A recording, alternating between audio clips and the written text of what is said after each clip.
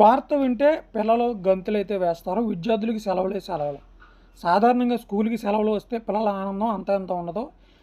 రోజు స్కూల్‌కి వెళ్ళి టైర్డ్ అయిపోయి విద్యార్థులు సెలవు దొరికితే బాగుండు అనుకుంటారు. అయితే ఇప్పుడు ఆగస్టులో విద్యార్థులకి సెలవులే సెలవులు.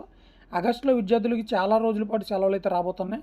రెండో శనివారం స్వతంత్ర దినోత్సవం ఇలా పలు పండుగలు, ఆదివారాలు కలిపి మొత్తం 9 రోజులైతే కళాశాలలైతే బంద్ అయితే కాబోతున్నాయన్నమాట. వీటికి తోడు కొన్ని ఆప్షనల్ సెలవులు కూడా అయితే రాబోతున్నాయి.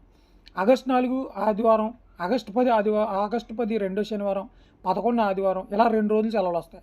ఆ తర్వాత వెంటనే ఆగస్టు 15 స్వతంత్ర దినోత్సవం, 16 వరలక్ష్మి వ్రతం ఇలా 2 రోజులు సెలవు వస్తాయి. అలాగే ఆగస్టు 18 ఆదివారం, 19 రాఖీ పౌర్ణమి ఇలా 2 రోజులు సెలవులు వస్తున్నాయి.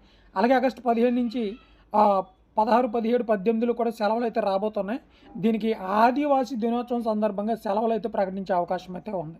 సో ఇప్పటికే ఆదివాసీ రాష్ట్రాలు అయితే కొన్ని సెలవులు ఇవ్వాలని, దేశవ్యాప్తంగా సెలవులు ఇవ్వాలని ఆదివాసీ సంబంధించినటువంటి సంస్కృతి సంప్రదాయ కార్యక్రమాలకి ప్రభుత్వాన్ని అయితే కోరుతున్నారనమాట. సో తెలంగాణలోను, ఆంధ్రాలోను ఈ 9 రోజుల పాటు సెలవులు అయితే వస్తాయి. సో ఆదివాసీలకి 4 రోజులు అనే సెలవు అనేది అయితే కొంచెం ఆలోచించాల్సింది అయితే ఉంది.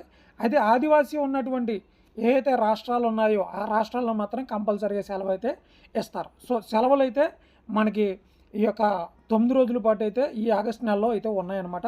వరలక్ష్మి వ్రతం, స్వాతంత్ర దినోత్సవం, రాఖీ పండుగ, అలాగే సెకండ్ సాటర్డేస్, సండేస్, అలాగే రేపు వర్షం కురిస్తే ఒకవేళ వర్ష ప్రభావిత ప్రాంతాలు సెలవు ఇచ్చే అవకాశం అయితే ఉందన్నమాట. ఇది వీడియో. ఛానల్ సబ్స్క్రైబ్ చేయండి, లైక్ చేయండి. Thank you.